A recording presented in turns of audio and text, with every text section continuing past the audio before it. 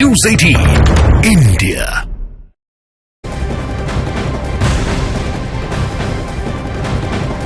लोकसभा चुनाव से जुड़ी हुई बड़ी खबर आपको बता दें, 10 मार्च के बाद लोकसभा चुनाव की तारीखों का ऐलान हो जाएगा। 7 से 8 चरणों में हो सकते हैं चुनाव। इस वक्त की सबसे बड़ी खबर न्यूज 18 इंडिया पर हम आपको बता रहे हैं, 10 मार्च के बाद लोकसभा चुनाव की तारीखों का ऐलान होगा और 7 से 8 चरणों में ये चुनाव हो सकते हैं, क्योंकि इस वक्त हम देख रहे हैं कि देश चुनावी मोड में है। कहा यह जा रहा था कि 2 से 3 हफ्तों में चुनावों की तारीखों का ऐलान होगा और ये जानकारी मिल रही है कि 7 से 8 चरणों में हो सकते हैं चुनाव। इसको लेकर के हमने देखा कि कई दल हैं, जिसमें अगर हम बात करें समाजवादी पार्टी की, उत्तर प्रदेश में उसने लिस्ट जारी कर दी है। बीजेपी की पहली लिस्ट मार्च के पहले हफ्ते में आने वाली है और उसके बाद 10 मार्च के बाद तारीखों का ऐलान हो जाएगा।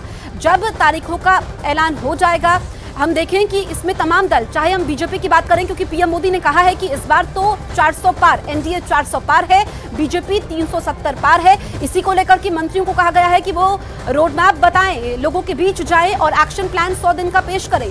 तो इस वक्त की सबसे बड़ी खबर यह है कि 10 मार्च के बाद तारीखों का ऐलान होगा। ये इस वक्त की सबसे बड़ी खबर हम आपको बता रहे हैं न्यूज 18 इंडिया पर, और ये भी जानकारी मिल रही है कि 7 से 8 चरणों में चुनाव हो सकते हैं। लगातार 2014 से मोदी सरकार सत्ता में है और हम देखें तो ये चुनाव काफी अहम हो जाते हैं।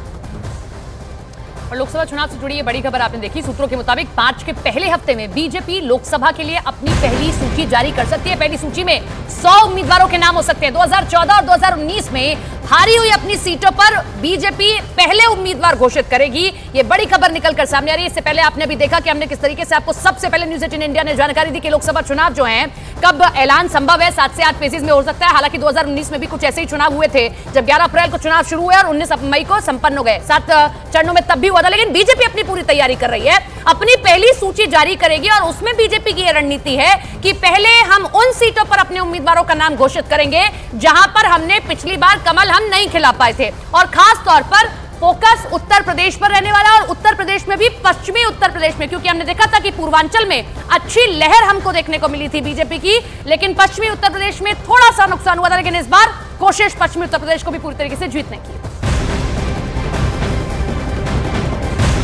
पीएम मोदी ने काशी की धरती से जातिवाद की मानसिकता पर करारा वार किया है। संत रविदास की जयंती पर कार्यक्रम में पीएम ने इंडी गठबंधन पर भी निशाना साधा है।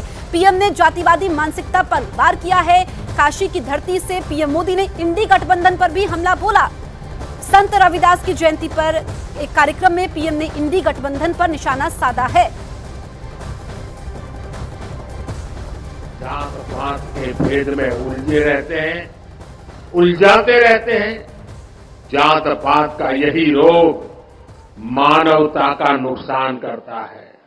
यानी जात पात के नाम पर जब कोई किसी के साथ भेदभाव करता है तो वो मानवता का नुकसान करता है। हमारे देश में जाति के नाम पर उकसाने और उन्हें लड़ाने में भरोसा रखने वाले इंडी गठबंधन के लोग दलित वंचित के हित की योजनाओं का विरोध करते हैं। परिवारवादी पार्टियों की एक और पहचान है, ये अपने परिवार से बाहर किसी भी दलित